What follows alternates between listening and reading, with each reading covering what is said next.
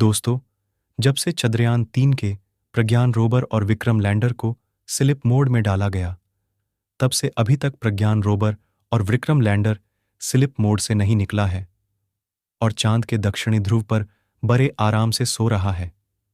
लोगों के मन में सवाल उठ रहा कि चंद्रयान का प्रज्ञान रोवर और विक्रम लैंडर कितने दिनों के बाद चंद्रयान-3 के प्रज्ञान रोवर और विक्रम लैंडर फिर से चांद के दक्षिणी ध्रुव पर जाकर अपना काम करना प्रारंभ करेगा। चांद की अंधेरी रात बीत चुकी है और चांद पर सूरज निकल चुका है। अब लोगों की मन में सवाल उठने लगा है कि क्या चंद्रयान-3 जाग चुका है, क्योंकि हमारे इसरो के वैज्ञानिकों ने 2 सितंबर के दिन इसके प्रज्ञान रोवर को और 4 सितंबर के दिन विक्रम लैंडर को गहरी नींद में सुला दिया था। इसरो के वैज्ञानिकों ने बताया था कि 24 सितंबर के दिन चंद्रयान-3 का विक्रम लैंडर और प्रज्ञान रोवर जागेगा और चांद पर अपने एक्सपेरिमेंट करना प्रारंभ कर देगा। लेकिन जैसा कि आप सभी को मालूम होगा कि 24 सितंबर आ चुका है और लोगों के मन में सवाल उठ रहा है कि क्या विक्रम लैंडर जाग चुका है और चंद्रयान-3 जागने के बाद चांद के दक्षिणी ध्रुव पर क्या अपना काम सही पूर्वक से कर रहा है या नहीं कर रहा है। इसी सवाल का जवाब जानने के लिए वीडियो के अंत तक बने रहिए। दोस्तों, वैज्ञानिकों ने चंद्रयान-3 के विक्रम लैंडर और प्रज्ञान रोवर को इस तरीके से पार्क किया था कि जैसे चांद पर सूरज की किरण पड़ते ही सोलर पैनल पर रोशनी पड़ सके, जिससे कि दोबारा चार्ज हो जाए और फिर से अपने एक्सपेरिमेंट को पूरा करें। दोस्तों, चांद का वातावरण समय समय पर बदलते रहता है, इसीलिए इसरो के वैज्ञानिकों ने विक्रम लैंडर और प्रज्ञान रोवर को स्लीप मोड में डाल दिया था। चांद की कड़कती ठंड से बचने के लिए विक्रम लैंडर और प्रज्ञान रोवर को काफी ज्यादा इंसुलेटर जैसे पदार्थ का इस्तेमाल करके बनाया गया था, जिससे कि चांद पर पड़ने वाली कड़ाके की ठंड से चंद्रयान-3 के विक्रम लैंडर और प्रज्ञान रोवर पर ज्यादा असर न पड़े और वह सुरक्षित हमेशा बने रहे, ताकि दोबारा से जब चांद पर सुबह हो तो यह दोबारा से कम कर सके।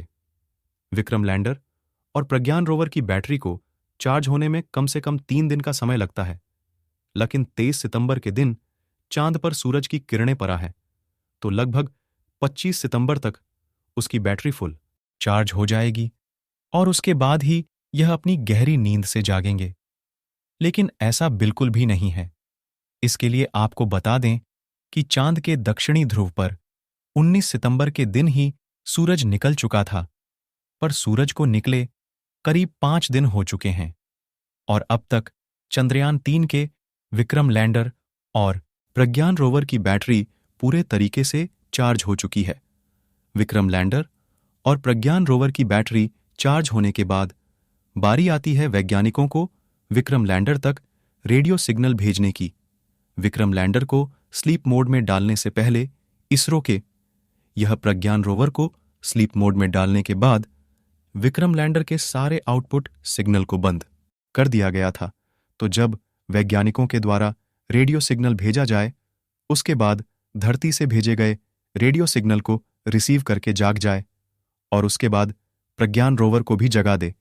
लेकिन अभी तक नहीं तो प्रज्ञान रोवर जगा है और नहीं विक्रम लैंडर जागा है। दोस्तों, चंद्रयान-3 चांद दक्षिणी ध्रुव पर सफलतापूर्वक लैंड करके ढेर सारे तत्वों की खोज तो कर ली थी, जिसमें oxygen, sulphur, manganese, titanium, chlorine और आयरन जैसे अन्य तत्व शामिल थे।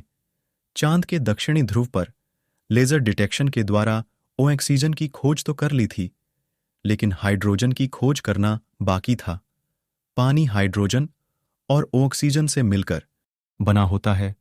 अगर चांद की धरती पर हाइड्रोजन की खोज हो जाती है तो चांद पर पानी पाए जाने की पुष्टि की जा सकती है और हमारे चंद्रयान-3 का प्रमुख मकसद ही है चांद पर सफलतापूर्वक सॉफ्ट लैंडिंग करके पानी की खोज करना था।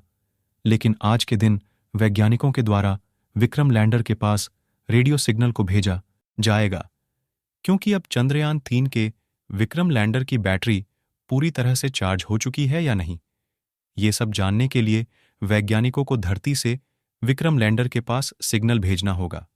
दोस्तों, चांद पर सूरज को निकले लगभग 5 दिन का समय बीत चुके हैं। वैज्ञानिक विक्रम लैंडर को जगाने के लिए सही मौके का इंतजार कर रहे हैं, जिससे कि विक्रम लैंडर का टेम्परेचर भी सही सलामत हो जाए। जैसा कि हमने बताया कि चांद के दक्षिणी ध्रुव का रात में तापमान 250 डिग्री सेल्सियस से भी अधिक तक पहुंच जाता है, और अभी चांद पर सुबह हुए केवल 5 दिन हुआ है और अब 14 दिनों तक सूरज निकला रहेगा।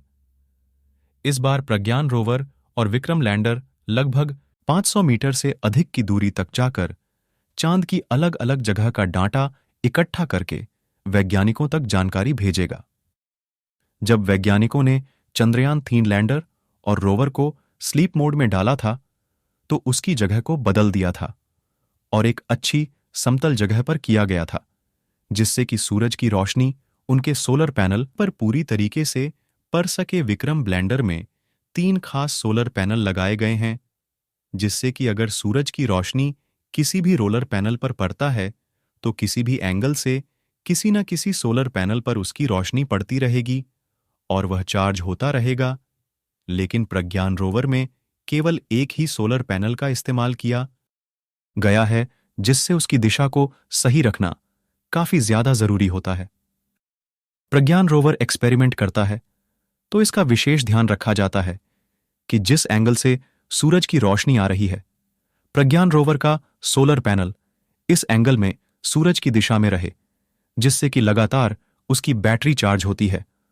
और विक्रम लैंडर में इसका ध्यान नहीं रखना होता है, क्योंकि विक्रम लैंडर को एक स्थान पर खड़े रहकर चांद की धरती का तापमान और रेडिएशन जैसे डाटा इकट्ठा करना होता है। अब आप सोच रहे होंगे कि जब उसकी बैटरी पूरी तरह से चार्ज हो चुकी है तो उन्हें वैज्ञानिकों के द्वारा कमान दी जाएगी, लेकिन अभी तक कोई भी सिग्नल नहीं भेजा गया है। इसलिए अभी भी चंद्रयान-3 का विक्रम लैंडर सो रहा है। चंद्रयान-3 आज के दिन जागेगा या फिर नहीं, क्योंकि चंद्रयान-3 का विक्रम लैंडर अभी भी सही सलामत बचा हुआ है कि ठंड में नष्ट हो चुका है। जैसा कि आपको मालूम होगा कि 24 सितंबर का दिन बीता जा रहा है और अभी तक चंद्रयान-3 के बारे में कोई भी जानकारी नहीं मिली है। दोस्तों, दोबारा से जागने के लिए इस समय आपकी काफी ज्यादा दुआओं की जरूरत है। दोस्तों, अगर वीडियो अच्छा लगे तो वीडियो को एक प्यारा सा लाइक करें और इसी तरह के वीडियो की देखने के लिए चैनल को सब्सक्राइब जरूर करें। धन्यवाद।